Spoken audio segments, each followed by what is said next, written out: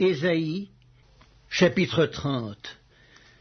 Malheur, dit l'Éternel, aux enfants rebelles qui prennent des résolutions sans moi et qui font des alliances sans ma volonté pour accumuler péché sur péché, qui descendent en Égypte sans me consulter pour se réfugier sous la protection de Pharaon et chercher un abri sous l'ombre de l'Égypte. La protection de Pharaon sera pour vous une honte, et l'abri sous l'ombre de l'Égypte une ignominie. Déjà ses princes sont à Tsoan, et ses envoyés ont atteint Anès. Tous seront confus au sujet d'un peuple qui ne leur sera point utile, ni pour les secourir, ni pour les aider, mais qui fera leur honte et leur opprobre, sentence des bêtes du Midi. À travers une contrée de détresse et d'angoisse, d'où viennent la lionne et le lion, la vipère et le dragon volant, ils portent à dos d'âne leurs richesses, et sur la bosse des chameaux leurs trésors, à un peuple qui ne leur sera point utile. Car le secours de l'Égypte n'est que vanité et néant. C'est pourquoi j'appelle cela du bruit qui n'aboutit à rien.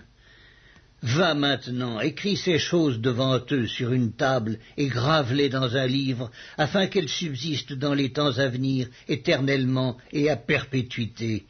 Car c'est un peuple rebelle, ce sont des enfants menteurs, des enfants qui ne veulent point écouter la loi de l'Éternel, qui disent aux voyants, ne voyez pas, et aux prophètes, ne nous prophétisez pas des vérités, dites-nous des choses flatteuses, prophétisez des chimères.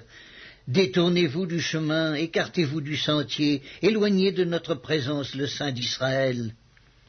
C'est pourquoi ainsi parle le Saint d'Israël, puisque vous rejetez cette parole, que vous vous confiez dans la violence et dans les détours et que vous les prenez pour appui, ce crime sera pour vous comme une partie crevassée qui menace ruine et fait saillie dans un mur élevé dont l'écroulement arrive tout à coup en un instant.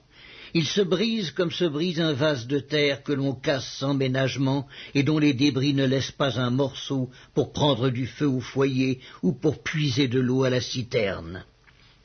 Car ainsi a parlé le Seigneur, l'Éternel, le Saint d'Israël. C'est dans la tranquillité et le repos que sera votre salut. C'est dans le calme et la confiance que sera votre force. Mais vous ne l'avez pas voulu, vous avez dit « Non, nous prendrons la course à cheval ». C'est pourquoi vous fuirez à la course. Nous monterons des coursiers légers, c'est pourquoi ceux qui vous poursuivront seront légers. 1000 fuiront à la menace d'un seul, et à la menace de 5, vous fuirez, jusqu'à ce que vous restiez comme un signal au sommet de la montagne, comme un étendard sur la colline. Cependant l'Éternel désire vous faire grâce, et il se lèvera pour vous faire miséricorde. Car l'Éternel est un Dieu juste. Heureux tous ceux qui espèrent en lui. Oui, peuple de Sion, habitant de Jérusalem, tu ne pleureras plus. Il te fera grâce quand tu crieras. Dès qu'il aura entendu, il t'exaucera. Le Seigneur vous donnera du pain dans l'angoisse et de l'eau dans la détresse. Ceux qui t'instruisent ne se cacheront plus, mais tes yeux verront ceux qui t'instruisent. Tes oreilles entendront derrière toi la voix qui dira « Voici le chemin, marchez-y ». Car vous iriez à droite ou vous iriez à gauche. Vous tiendrez pour souiller l'argent qui recouvre vos idoles et l'or dont elles sont revêtues. Tu en disperseras les débris comme une impureté. Hors d'ici, leur diras-tu.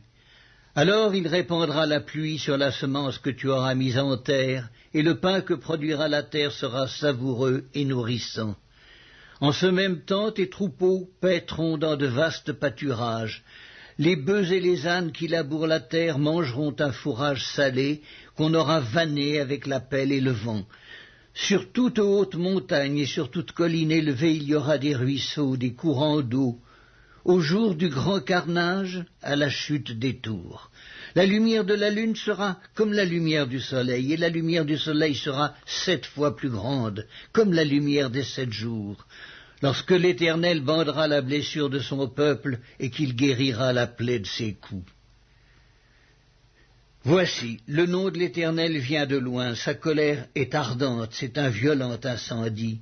Ses lèvres sont pleines de fureur, et sa langue est comme un feu dévorant. Son souffle est comme un torrent débordé qui atteint jusqu'au cou pour cribler les nations avec le crible de la destruction, et comme un mors trompeur entre les mâchoires des peuples. Vous chanterez comme la nuit où l'on célèbre la fête, vous aurez le cœur joyeux comme celui qui marche au son de la flûte pour aller à la montagne de l'Éternel vers le rocher d'Israël. Et l'Éternel fera retentir sa voix majestueuse, il montrera son bras prêt à frapper dans l'ardeur de sa colère, au milieu de la flamme d'un feu dévorant, de l'inondation, de la tempête et des pierres de grêle.